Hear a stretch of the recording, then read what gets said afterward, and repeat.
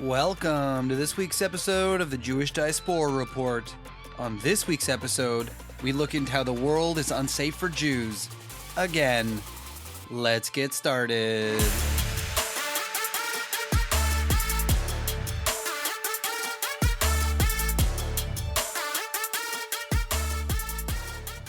Bitch!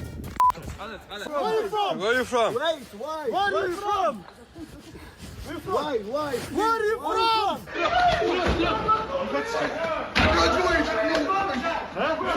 These are the absolutely horrific sounds from this past week. Many of my listeners have probably seen and heard all of these before from social media. They weren't hiding what they were doing, and it has been called the most modern pogrom in European history. They get much worse than just those clips. We saw images of the terrorists, I'll call them, driving around the streets, beating up people who they believed to be Jewish, asking people where they're from. We saw one poor Ukrainian man who happened to be in the Netherlands that was mistaken for a Jew, begging for his life, saying, "I'm not a Jew, I'm not a Jew." We haven't seen this disgusting type of action since World War II, really. Most people who have seen these videos are disgusted and horrified. Of course, you won't see these on the mainstream media, which is a huge problem. But when you see them on social media, filmed by the people who were proud to show them off, much like October 7th, many people are just horrified at what Europe has become and what the world has become. But for students of history, like myself, this really isn't a surprise. And on this podcast, in addition to talking about what happened this week, we're also going to talk about the history of when we've seen this in the past and how it ended up, unfortunately. As many of my listeners probably already know by now what happened this past week, just for those who maybe didn't see it because it literally hasn't really been covered on the news, and the news that you've been seeing, if you do follow some of the news, is completely BS. This past week, the Israeli soccer team Maccabi Tel Aviv went to the Netherlands to play a local Netherlands team. And this is just a normal Europa Cup match. Many of the Israeli fans wanted to go see their favorite team and maybe get a little bit of a vacation away from Israel right now, and they all headed to the Netherlands. All of these Israelis in the Netherlands were unfortunately chased down, hunted, beaten, run over by cars, and attempted to be lynched by mobs of mostly Moroccan immigrants in the Netherlands. The media who did cover it tried to pretend that this was just a regular old soccer hooliganism. You know, we're used to seeing that in Europe. People get a little drunk and then they go out and start fighting each other. But this is not what actually happened. Once the videos started to surface of what actually happened, which is beatings of random people in the streets, running people over in their cars, breaking into hotels in order to try and kill the Israelis, the other side tried to pretend like this is justified. Yes, I know what you're seeing is bad, but here's the reason for it. First, that the Israeli supporters of the Maccabi Tel Aviv team were very rude during this moment of silence for Spanish victims of a natural disaster, and therefore they were beaten in the streets. Others said it was because the Israelis screamed something bad about Gaza while in the Netherlands, and that triggered this big mob. Some others will suggest that it's because there were some Palestinian flags hung just randomly in the streets, and that Israelis tried to pull them down, and that's why they were beaten. None of this is actually true. This is just the day after trying to come up with excuses on why it's okay to beat up Jews in the streets. What we did find out much later, after the dust had settled and all of the Israelis luckily were accounted for, is that the Israeli intelligence agencies had caught wind of this planned attack against Jewish people and Israelis in the Netherlands. There was pre-warning to the Netherlands to say that this was a planned attack. I don't know why the Netherlands either didn't take it as seriously as they should have, but the police, according to witnesses, escorted the Israelis from their hotels on the trains to the stadium in order to watch the game. But for some reason, they didn't come up with a way to get them home, or maybe they figured everyone would leave at different times, so therefore there was no way to coordinate this. So the protection that the Israelis had on the way to the soccer field was non-existent on the way home. And so When groups of Israelis were heading back to their hotel rooms, they were caught by mobs of Arab men wanting to kill them.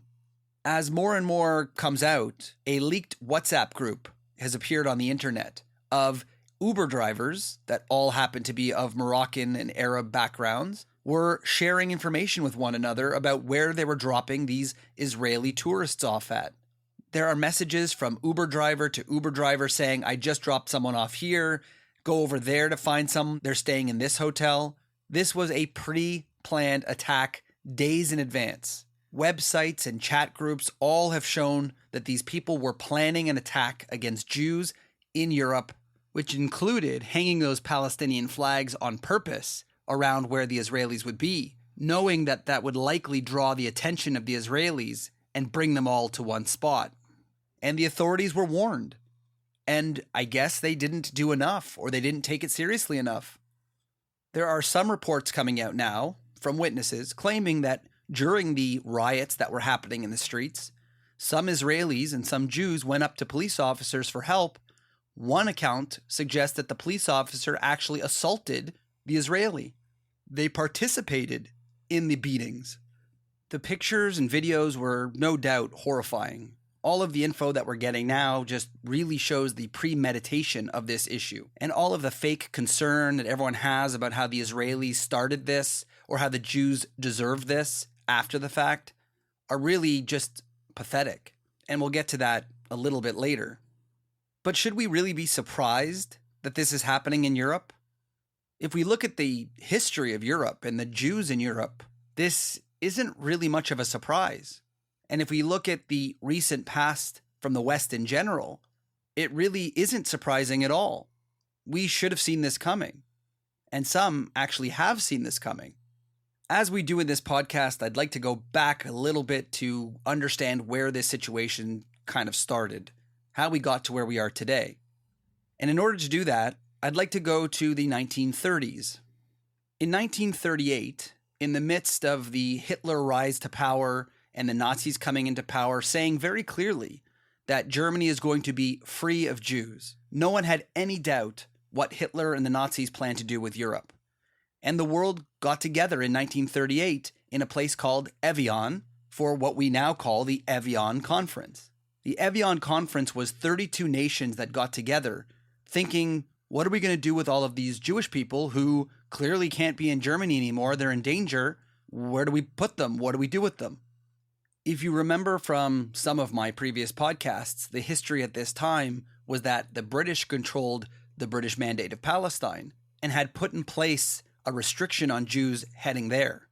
All of the other countries that were involved essentially said they didn't want any more Jews than they already were taking. And yes, there were quotas of how many Jews they would take. The United States, Canada, and many other countries refused any additional Jews, even though they were already not meeting their quotas that they had set for themselves. A Canadian foreign minister is very infamously known for saying, quote, "None is too many," when asked how many Jews they want to take in. So the Jews were on their own in Europe. And this wasn't a surprise to Hitler. Hitler already understood that no one else in the world wanted the Jews. But this was just confirmation to Hitler and the Nazis that no one else cares and no one else wants the Jews. And therefore, if we take care of our Jewish population and take care of the world's Jewish population, clearly nobody's going to mind. They don't want Jews, just like we don't want Jews. So there really was no place to go for the Jewish population. Anyone who tried to get to British Palestine were sent back to Europe. A boat called the St. Louis that went to North America was turned back for those people to die in death camps. Europe did not want their Jews, and nothing seems to have changed. We hear far too often from many people, what would I have done if I was around during the 1930s, 1940s? What would I have done? And we're seeing it right now. We are seeing Europeans coming out after the attacks on Jews, and some people actually waving Palestinian flags and supporting the people attacking and hunting Jews in the streets. The only difference this time is that this time Israel exists, and Israel is there for a reason. It's why we need Israel. Immediately upon hearing about the issues that were happening in Europe, Israel on a Saturday, which is breaking the Shabbat rules, sent multiple planes to the Netherlands and gave free trips to any Israelis that needed to come home. Some people didn't even leave their hotel rooms and were too afraid and were told not to use Ubers because all of the Uber drivers were involved, not to use taxis. Some Israelis who were injured gravely still didn't even want to go to the hospital because they didn't know that they could trust the European hospitals not to be filled with people who want to kill them. If this isn't a warning sign that Europe is no longer safe, except instead of it being Nazis this time, it's Arab immigrants who feel that they are allowed and have the right to attack and hunt Jews in the streets, and societies that seem to not mind because they don't really like their Jews either. Not long ago, we saw France with the same problem. I think I've mentioned on the podcast before that a chief rabbi of France not long ago sent out a mass notice to all Jews in France under his purview to tell them that France is no longer a safe place for Jews, and that if any Jews are left in France right now, plan on leaving immediately. He said there is no future in France for Jews. So it's not a surprise that yet another European country is heading down the same road, if it's not there already. One by one, the Jew hate we're seeing around the world, disguised as anti-Israel hate, is just taking over entire countries. It's an unholy alliance between the Arab crazy terrorist people who are willing to attack and kill people in the streets and the locals who are kind of okay with it. It's not that different from when the Nazis came in and took the Jews out and the locals were okay with it. But let me remind you, it's not like we didn't know this before. If anyone remembers Eurovision, wasn't that long ago, when an Israeli singer went, she had to be under 24-hour protection from the army to make sure she wasn't attacked. She couldn't leave her hotel room. Any kind of Israelis were told not to go to Eurovision for this exact reason, because we knew it was going to happen. Europe has become so unsafe for Jews that it is almost a foregone conclusion that if a large group of Israelis show up for whatever reason, a soccer match, a music festival, they will be attacked because the local governments, for whatever reason, either don't take it seriously or sanction the fact that Jews are going to be beaten in the streets and hunted. And so these groups are planning it well in advance. We have even seen, since the Amsterdam attack, other Israeli teams showing up around Europe and the locals being sure to mention, let's plan something for when they come. These groups have gotten to the point where they're just openly calling for mass attacks on Jews, and they can get away with it, it seems. And we'd like to think that North America is somehow better, but in preparation for this podcast, it was really funny. I went back to listen to one of our old episodes from 2021, the episode called Globalizing the Intifada, and I listened to my podcast back then talking about when this exact thing was happening in America. In 2021, during another scuffle between Hamas and Israel, mobs of people were going through New York and Los Angeles, beating up and attacking Jews in the streets. They had planned caravans driving around saying the exact same thing that you heard earlier in this podcast. Are you Jewish? Where are the Jews? And then beating those people up. So let's not pretend we haven't seen this before or know it was coming. The world has become unsafe for Jews because no one is willing to stand up and stop this attack from happening. Now, it's up for debate why you believe that the world allows this kind of thing to happen. Is it that we are so politically correct that we're too afraid to mention that these Moroccan immigrants are attacking Jewish people? So therefore, we can't really talk about it because they're immigrants and because they're dark-skinned, and it would be Islamophobic to say that people who are Muslim are currently beating up Jews in the streets? Or when we're in America, is it going to infringe on the rights and free speech of these Arabs running around Los Angeles to not ask people if they're Jewish and then beat them up? We don't want to restrict their freedoms to attack other people based on their religion. God forbid. Personally, I don't know if I know the answer, but I think the anti-Israel and anti-Semitic propaganda definitely plays a role. Just seeing how this has been covered after the fact proves it. One of our favorite people to talk about all issues Israel is Mehdi Hassan, someone who is incredibly anti-Israel, probably anti-Semitic, who clutches his pearls if anyone dares say that he's anti-Jewish or anti-Israel, but meanwhile will post this to social media.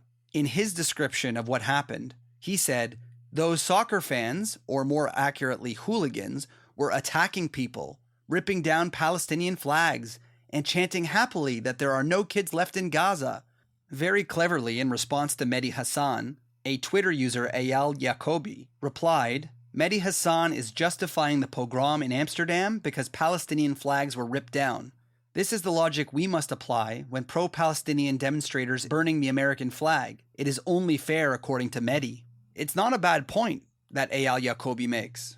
The fact that they believe that they are allowed, it's free speech, to burn flags, to burn American and Israeli flags in the streets, and it's First Amendment protected, which is technically true. But when someone dares to rip down a Palestinian flag, they deserve to be beaten to death and lynched. And in another response to the recent events, Emily Schrader, known as Emily Tel Aviv on Instagram, posted a very interesting point. Whereas, let's just pretend that Mehdi Hassan is right and that people said really mean things, people were ripping down flags. Does that equal being allowed to do a pogrom? Does this allow you to attack violently and possibly kill people? That's not how life works. Just because someone says something mean or does something that you think is bad doesn't give you the justification to kill people. And I hate to point out that everything they are accusing the Jews of doing now, they do themselves. So does that mean that we are allowed to do this to them when they go into encampments and scream things and burn flags? Or does it only work one way, which is always the case? The levels in which we've seen people try to justify the actions that are pretty much unjustifiable, knowing full well that if this was any other people in reverse, someone doing this to Muslims in the streets of Europe, this would not fly. If you remember a previous podcast where we talked about the Muslim community of England trying to protect themselves when other people were blaming them for the attack on young women at a Taylor Swift concert, and they got out into the streets to protect themselves and thought that was totally justified because people were trying to harm them. But meanwhile, when they go out and try and harm Jews, and they are totally justified to do it. In the end, none of this really should be a surprise. It was absolutely horrific, no doubt. But it's not like we didn't see this coming. This has been a very long time in the making. Since the Evian Conference of World War II originally put forward this idea that Jews are no longer wanted and solidified that fact on paper that no countries wanted the Jews, it's just allowed for people then to attack and harm Jews knowing that no one's going to care. And today we're seeing in the same place in Europe, no one caring about the Jews enough to put an end to this problem. The local people who are going out to attack Jews know that their local population, the people from the Netherlands, the civilians of Amsterdam, the people of France, don't care about their Jewish population. And it's only allowing them to plan and premeditate these attacks against Jews, knowing full well that there will be no consequences. The last I heard, that all the people arrested from this Jew hunt, which is, by the way, what they called it, nobody's been arrested and no one has been charged. The authorities have released most of the people who took part in it. So again, are we surprised this is happening? It seems pretty clear. When the world doesn't care it's happening and no one gets punished when it happens, just like in World War II, it just leads to the next level and the next level and the next level, knowing that they can do whatever they want. When I was talking to a follower of our podcast today, I was saying to them, I don't know if I can turn this to be a positive. A lot of my podcasts somehow have a message at the end, something of positivity, and I'm struggling with this one. It really just seems like there's no hope for Jews in Europe or the West in general at this point.